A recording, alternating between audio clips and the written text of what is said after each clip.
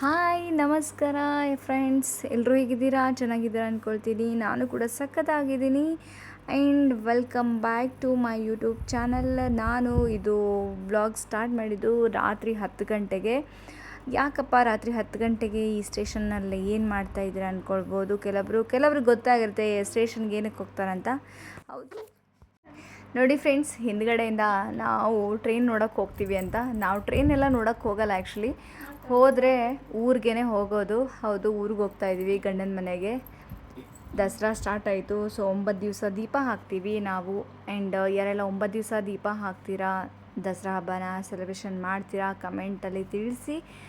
And ಇದು ಬೆಳಿಗ್ಗೆ, ರಾತ್ರಿ ಬಂದಿದ್ದೆ ಟ್ರೈನು 10 o'clock ಆಗಿತ್ತು.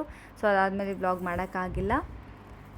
ಇದು ಬೆಳಿಗ್ಗೆ ಊರಿಗೆ ಹತ್ತಿರ ಫುಲ್ಗೆಲ್ಲ ಕೆರೆ, ಆಮೇಲೆ ಡ್ಯಾಮು ಎಲ್ಲ ತುಂಬೋಗಿತ್ತು.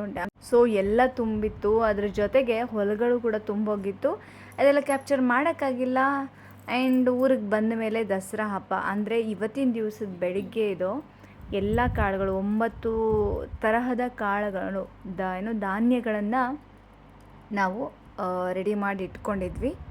ಹಾಗೆ ಜೊತೆಗೆ ದೀಪಕ್ಕೆ ಬತ್ತಿ ಬಂಡಲ್ ಸಿಗುತ್ತೆ. ಬತ್ತಿ ಬಂಡಲ್ನ ಬಳಸೋ ಬದಲು ಈ ರೀತಿ ಪ್ಯೂರ್ ಹತ್ತಿನ ತೊಗೊಂಡು ಅದರಿಂದ ಬತ್ತಿನ ರೆಡಿ ಮಾಡಿ ದೇವರಿಗೆ ಹಾಕ್ತೀವಿ. ಅದಾದಮೇಲೆ ಈ ಕಡೆ ಹಿಂದ್ಗಡೆ ಮನೆಗೆ ಹೋಗಿ ನಾನು ಮದ್ನಾನ ಜರಡಿನ ಹಿಡ್ಕೊಳ್ತಾ ಇದ್ದೀನಿ. ಮಳೆ ಬೇರೆ ಸಿಕ್ಕಾಪಟ್ಟೆ ಇದೆ, ಇನ್ನೂ ಕೂಡ ಬರ್ತಾನೆ ಇದೆ ಇಲ್ಲಿ ಊರಲ್ಲಿ. ಆದರೂ ಕೂಡ ಮದ್ನ ಸಿಕ್ಕಿದೆ. ಅದನ್ನು ಬಿಸಿಲಿದ್ದಾಗಲೇ ಒಣಗಿಸಿ ರೆಡಿ ಮಾಡಿ ಇಟ್ಕೊಂಡಿದ್ರು. ಅದನ್ನು ಹಿಡ್ಕೊಂಡು ಬಂದು ನಮ್ಮ ಮನೆಗೆ ಬಂದು ನಾನಿಲ್ಲಿ ಪೂಜೆನ ಸ್ಟಾರ್ಟ್ ಮಾಡ್ತಾ ಇದ್ದೀನಿ.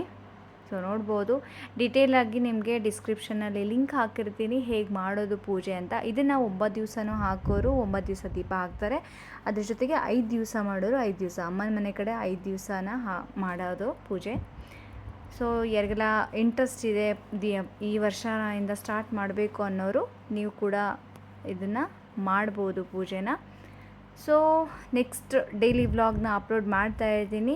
ಯಾರೆಲ್ಲ ಸಬ್ಸ್ಕ್ರೈಬ್ ಮಾಡ್ಕೊಂಡಿಲ್ಲ ಚಾನಲ್ನ ಸಬ್ಸ್ಕ್ರೈಬ್ ಮಾಡ್ಕೊಳ್ಳಿ. ಹಾಗೆ ಪಕ್ಕದಲ್ಲಿರೋ ಬೆಲ್ ಐಕಾನ್ನ ಕ್ಲಿಕ್ ಮಾಡೋದನ್ನು ಮರಿಬೇಡಿ. ಇದೇ ರೀತಿ ಸಪೋರ್ಟ್ ಮಾಡ್ತಾಯಿರಿ.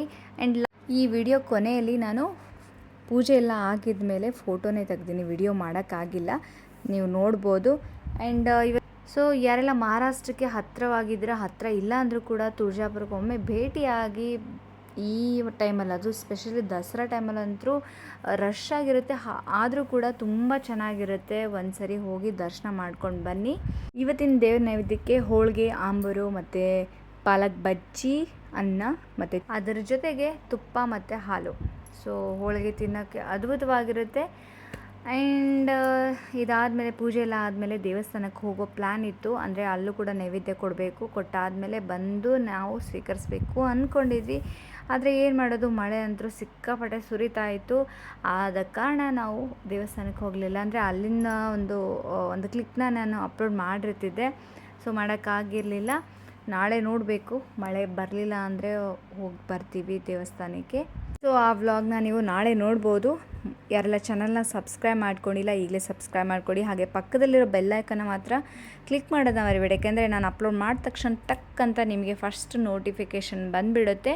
ಆ್ಯಂಡ್ ಇದೇ ರೀತಿ ಡೈಲಿ ವ್ಲಾಗ್ನ ನಿನಗೆ ಅಪ್ಲೋಡ್ ಮಾಡ್ತೀನಿ. ಆಮೇಲೆ 9 ಥರದ ಅಡುಗೆಗಳು ಕೂಡ ಬೇರೆ ಬೇರೆ ಆಗಿರುತ್ತೆ. ಸೊ ಇವತ್ತಿನ ವ್ಲಾಗ್ ಹೀಗಾಗಿತ್ತು. ಇಷ್ಟ ಆಗಿದ್ದಲ್ಲಿ ಲೈಕ್ ಮಾಡಿ, ಕಮೆಂಟ್ ಮಾಡಿ ಹಾಗೂ ಶೇರ್ ಮಾಡಿ. ಮತ್ತೊಂದು ವ್ಲಾಗ್ ಜೊತೆ ನಾಳೆ ನಿಮ್ಮನ್ನು ಭೇಟಿಯಾಗ್ತೀನಿ. ಅಲ್ಲಿವರೆಗೂ ಬಾಯ್ ಆ್ಯಂಡ್ ಟೇಕ್ ಕೇರ್.